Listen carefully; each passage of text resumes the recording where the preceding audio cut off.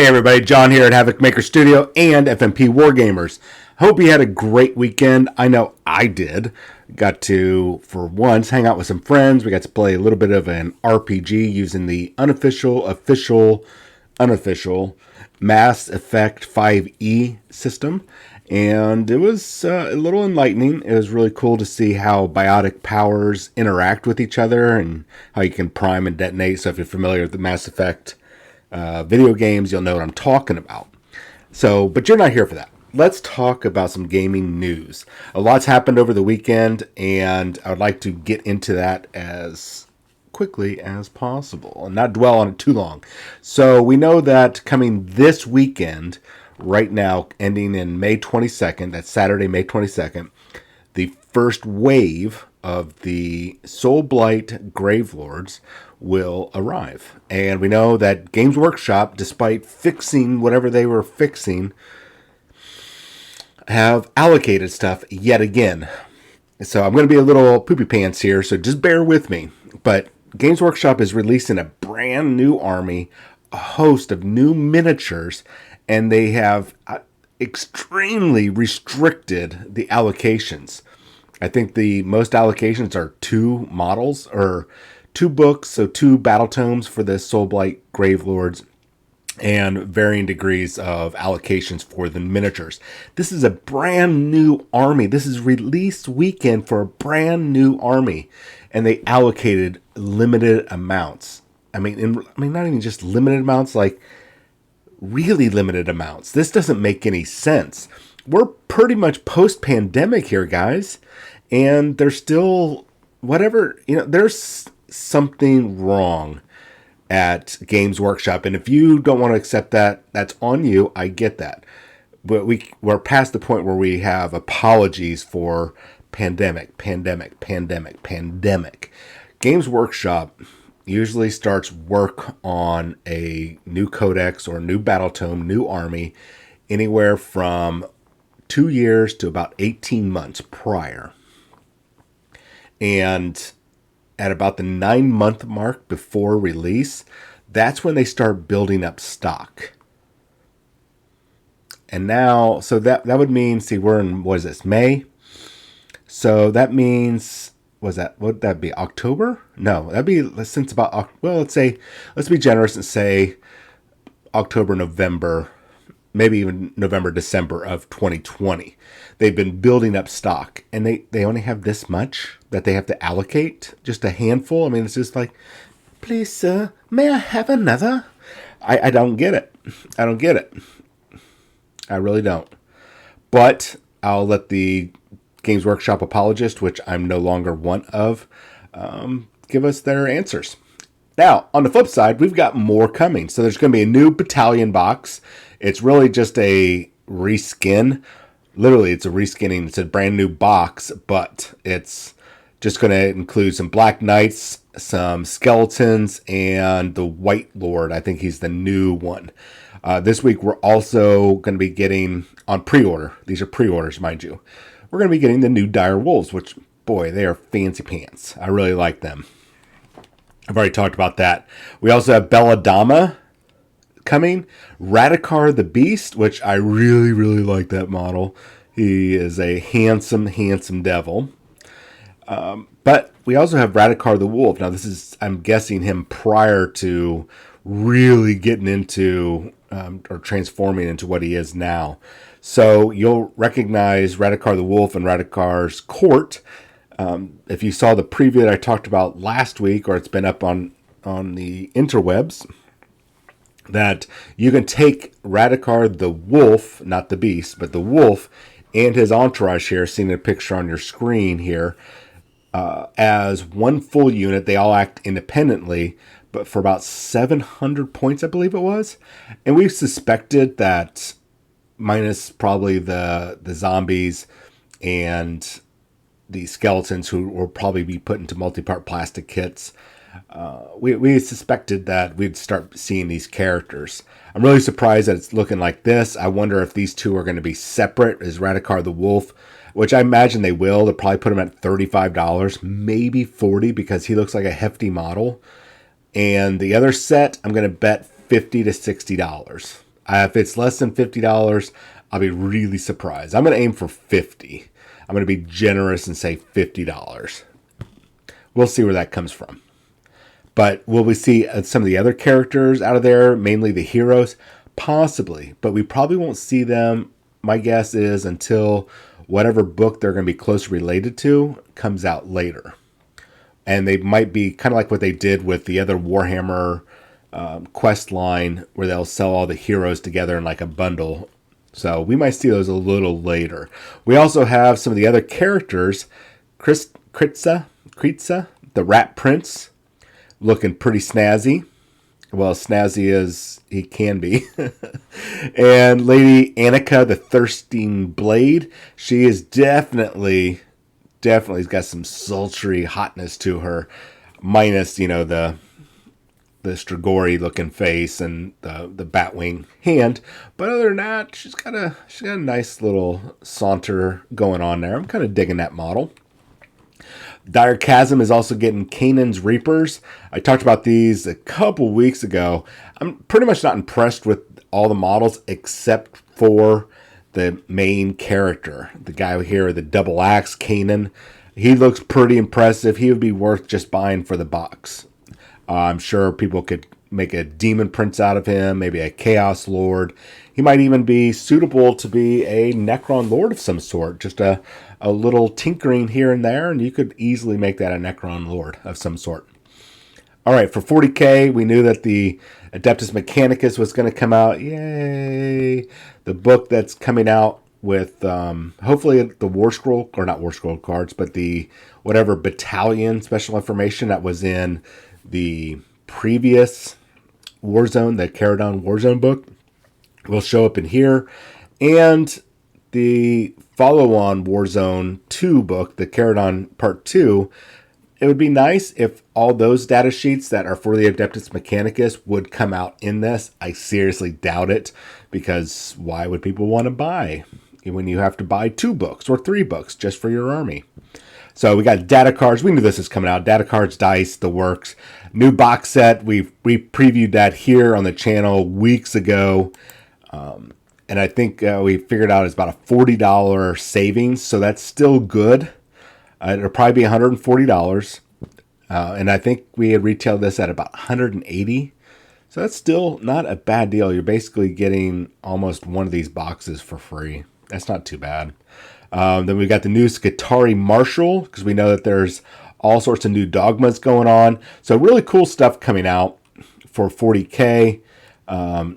We knew that the Lilith Hesprex, however you pronounce her name, was going to be coming out. She's from the Pain and Piety book. And we know that the other one is going to be coming out, the Sisters of Battle one. And there's the Flayed one. So there's a lot coming out, going on pre-order this weekend. So we have Flayed ones and the Chronomancer from the Pariah Nexus. Once again, knew that it was going to happen. We just had to wait. And hopefully a lot of people waited, because that Pariah Nexus box, unless you play Kill Team, was actually, it turns out it was a waste of money. You lost, I think we had figured you're losing about $25 to $30. I think it was $25.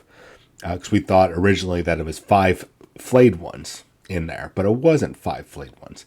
But we also have the Heavy Intercessors coming, and the Captain with Mastercrafted Heavy Bolt Rifle. Those also were in the box. These are all, including the Necrons, are going to be multi-part classic or plastic kits, so we're super happy about that. And we also have a couple new combat patrols, and as I look at the combat patrols, I'm not gonna lie, I pretty much think these are just, hey, we've got all this extra backstock of stuff that nobody's really moving, so let's go ahead and repackage it. So looking at the Necrons, they have the Flying Croissant. I forget what that flyer's called. They have their bikes. They have looks like 2 boxes of Immortals. They got one set up as regular Immortals and the other one as the Death Marks. I believe it is the same kit. You guys correct me if I'm wrong down in the comments. And while you're on your way down, to put a like and a comment, hit that subscribe button. And if you're on Havoc Maker Studio, jump over. There should be a link down in the description. Go and head over to FNP Wargamers. Hit a subscribe over there. And if you're over at Havoc or FNP Wargamers, jump on over here to Havoc Maker Studio. All right, so we're going to take a look at the Space Marine one. Once again, that's like they're trying to get rid of stuff. So I forget what the name of that box set was, but maybe Shadow Strike, Shadow Force, Shadow Dancer, Shadow War. I'm not sure what it was. Came out about, I think it was 2019. That's when we got the Primaris Suppressors, and we got to see the Eliminators and the Primaris, what are those guys called there? Infiltrators, and the Infiltrator Lieutenant. So basically, don't expect that to be the multi-part plastic kit, ladies and gents.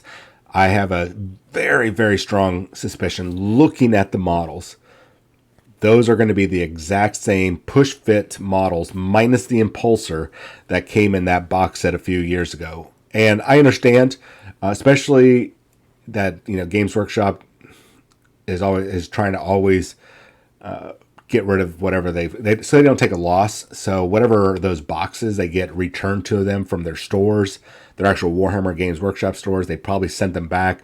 They got cracked open and they're being repackaged at their either the Memphis location or the Nottingham location, and getting repackaged and to come out in this new Battle Force.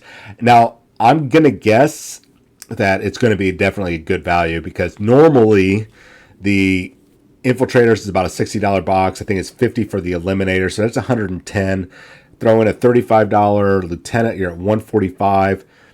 Knowing Games Workshop, the Suppressors would be about $50, so we're at $195, and I think it's $65, or let's go between $75 and $65. Let's go with $70. So for about $220 ish, you're getting that force. Now, let's go ahead and take that down about 25%. Because since it is push fit, they're not the same as the regular multi-part kits. So 25%, you guys are probably figuring out your math right now and screaming at me, John, it's this. I think you're going to take so that'd be about $170-ish. Let's just round it around. $170. And if it's $440, you're going to save about $30. That's not too bad. Then we got more Black Library books coming out. So a lot coming down the line from Games Workshop. But let's jump over to Marvel Crisis Protocol from Atomic Mass Games. I am super excited. So we've got a character that's going to be coming. Looks like he's probably going to be his own kit. Probably about $24.95 if it follows everybody else. If you're not familiar with this character you're seeing on your screen right now, this is Omega Red. He is, or his alter ego is Arkady Gregorovich Rosevich. He is a mutant, and he has been a thorn in the side of the X-Men and mainly Wolverine and some other operatives of the Weapon X program. I'm really digging this model. They got him right. They really got him right. So what is he going to have? Let's speculate. Let's take a few minutes to speculate here. So normally his powers, besides superhuman strength, durability, and such, he also has a regeneration ability. So it's limited regeneration, but he does have it. Now, is that a mutant power? I don't think so. I think that's just maybe something that was genetically or basically attached to him. So let's look at his real power. So I'm going to try to pronounce this carbonadium, retractable tentacles. He's got two of those, one in each arm. And his main powers is life absorption or ability to secrete a kind of a pheromone that is can kind of cause diseases and stuff. And I think that might be his actual mutant power. The life absorption might be something that was built into him, I think. But I think his actual ability is the pheromone relief, or what is referred to as the death spores. So here's a couple of the things I'm considering that they're going to do. He's going to be a very beefy character. I think he's going to have a lot of healing abilities. So I think he's going to have a very slow regeneration of 1. So that's not too bad. That's better than 0, right? I also think that he might have a superpower attack that he can do, and it will, for every wound caused, maybe it will heal up one of his wounds. I think we might get something like that. Or it might be along the lines of, when he makes this attack, he, if he rolls a certain symbol on the dice, maybe a certain combination, it triggers an effect that allows him to absorb a point of health, healing himself of any damage. I also think he's going to be inflicting status effects. So poison, very likely, maybe stagger, and probably stun. Excuse me. I think we're going to see that combination of abilities. And then, of course, I mean, he's probably going to have a medium movement. Because, like I said, he does have superhuman strength, speed, stamina, agility. So he's probably going to have a beefy, also physical defense, and probably medium movement. I'm guessing about 5 to 6 wounds on both sides.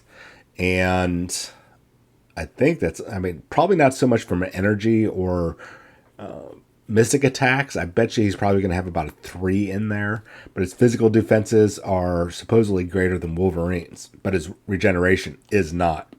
We'll see. So he's got the life force draining. I can see that. I bet you they'll give him wall crawling as well, because he has demonstrated that he can use those tendrils to move about. So I think we might see that. You guys let me know down in the comments what you think. All right, next up, the lovely Jean Grey. And it's about time. Now, I don't know who else they're going to put alongside Jean Grey. It'll be interesting. Could it be Jubilee? I don't know. Could it be Professor X? Maybe. We don't know yet. But who knows? Who knows? Now, let's speculate real quick. She's a telepath and telekinetic. I don't think we're going to get any Phoenix Force abilities going on right now, so hold yourself back. I think she's going to be extremely powerful telekinetic. I wouldn't be surprised if she has a couple telekinetic range attack where she can pick up to size 4 terrain pieces and hurl them at the very least, medium range. I think we might see something along something like that, or sorry, range 3 or 4. I think we might see that, guys. I think we might also get maybe, I don't know. Let's think about her. Well, she probably has flight, I imagine. Probably medium range flight, so that's still good. But I think telepathy-wise, I think we might get some stagger stun effects. I think that's a no-brainer there. Also, she might have some interesting cards that can, kind of like Quicksilver, can force people to drop their tokens for the extraction type missions. Don't know what other powers she'll have. How else to explain her powers? That'll be interesting to see. I mean, how do you translate telepathy onto a tabletop miniature game, except for psychic attacks, which might count as a mystic attack instead of an energy attack. So that might be a basic, like a psychic thrust or psychic blast, something like that. I think we could see that. I think probably her main ability might be that psychic blast, and then the next one is pick up a terrain piece and hurl it across the board. I think we might see some really interesting things with her. Now, who do you think is going to be coming out alongside her? Because I don't think it'll be Omega Red, because he's on that larger base, and usually those size 3 characters usually are in their own box. Usually. Not always, but usually. So let me know what you guys think down in the description. Please, when you guys jump, or not down in the description, but when you guys jump down and leave your comment and help speculate with me on Omega Red and Jean Grey, go ahead and hit that subscribe button, regardless of whatever channel you're on, and then in the description you can bounce over to the other channel. I super appreciate it. We're almost there on both channel goals, so we can start doing giveaways. My pile of swag is getting bigger and bigger. I would love to be able to get rid of this stuff, because it's really taking up a lot of space. Anyways, I really appreciate everybody that has left a comment, subscribe. Thanks for staying tuned into the show, and I'll chat with you guys later. Have a wonderful, wonderful Tuesday.